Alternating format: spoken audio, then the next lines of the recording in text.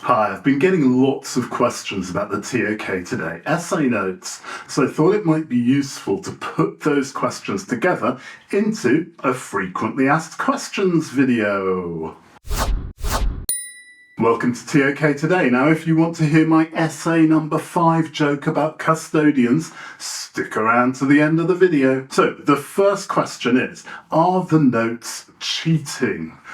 Will they get me into problems of academic integrity, plagiarism, all this sort of stuff? And so first of all, no, the notes are not cheating, okay? They're not a ready prepared essay like you might buy from an essay mill or something like that. Well, you wouldn't buy, but some people buy, but you wouldn't because you're good TOK students, but some people who are bad people, they might do that.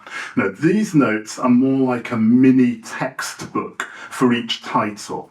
So the notes explain different approaches and different ideas that you could come up with in the essay.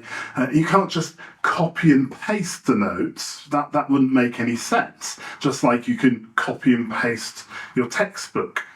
So you've got to think of them as being like a textbook, like your TOK textbook from Oxford or Pearson, a book that you read and you formulate your own ideas from, and you take some ideas from and you re-synthesize it, and so on and so on. You can cite the notes in your bibliography. They're not an essay, they are an information source, a secondary information source. And you can use them as a way to design and frame your knowledge arguments.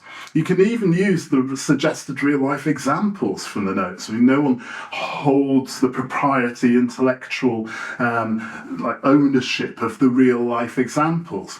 But the important issue here is that you're going to have to pick and choose selectively from the notes to form your essay, just like you would have to pick and choose selectively from a textbook or a number of textbooks. As such, the notes are not cheating because you're having to reconstruct and synthesize ideas just like you would from any secondary information source. So, second question, will I get flagged for plagiarism if I use the notes? Sort of connected to the first question, a little bit different, okay? So right at the beginning of the notes, I warn against copying and pasting the notes. It just doesn't make any sense, it doesn't work like that.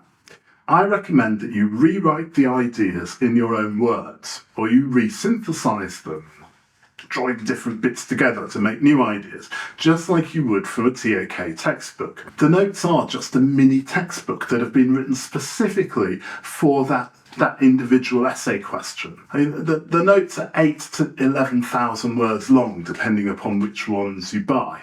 And that's far too long to be copied and pasted into a 1,600 word TOK essay.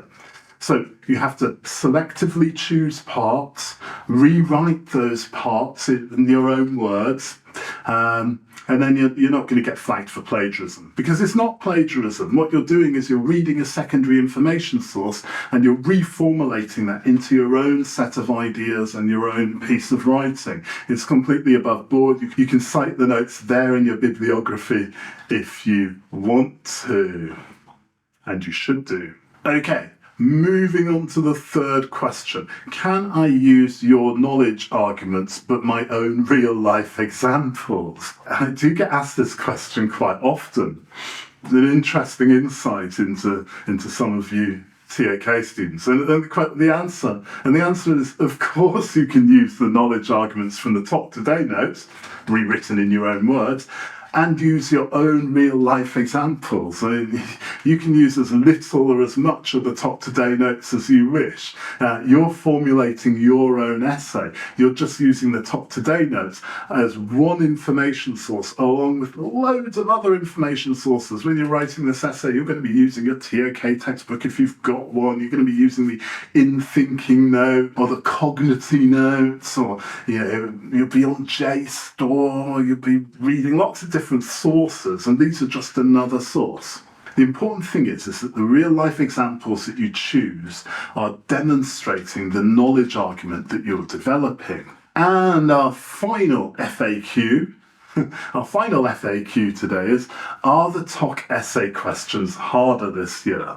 Now, this is a matter of some debate, and lots of TOK teachers have been discussing this across the networks and in the forums and so on and so on. I made a video a few weeks ago about why some ToK Essay questions are easier than other questions, and therefore some questions are harder than other questions. And you can check that out for a more detailed analysis. Personally, and these are just my personal thoughts on the essay titles this year, your thoughts may be different. I think that not having any quotes in the essay questions this year makes them a bit easier for students because you're less likely to be distracted from the knowledge argument by the quotes. There's no quotes there, that's a good thing. Secondly, I think that essay titles 1 and 5 are fairly straightforward. To be honest, you don't get more straightforward than essay 5, in my opinion, not necessarily yours. Essays 3 and 4 are fairly normal ToK essay titles. They're middle of the roaders that we get every year. They're pretty good questions. Essay 2 is interesting. At first it may seem that it's really hard, but I actually think it isn't that hard once you get into it, once you start to dig into it and think about it, formulate some ideas. It's not that hard. Now, essay 6, which I initially thought was pretty straightforward, when I got into it, when I was writing the notes, I started to realise, well, I think this is a really tricky question. It has at least 3 propositional clauses in it, probably a lot more, and that's a lot to deal with in a 1,600-word essay. However, these are just my opinions, and you may have a very different understanding of these essay titles. And that's why ToK is beautiful. Now, if you found this video beautiful, then I would be ever so grateful if you would like, comment, and please subscribe. Even if you didn't find it beautiful, but you're just feeling generous, then please subscribe. Okay, you've watched this essay so far, so you deserve the joke about essay number 5. This is the joke. Why did the teacher marry the janitor? Because he swept her off her feet. No? What's that got to do with essay number 5, I hear some of you say? Well, apparently in some parts of America, the janitor is called the custodian. Custodians of knowledge. In the UK, the janitor isn't even called the janitor or the custodian, it's called the caretaker. But that's another video. Thank you so much for watching. Stay TokTastic, my friends. Bye.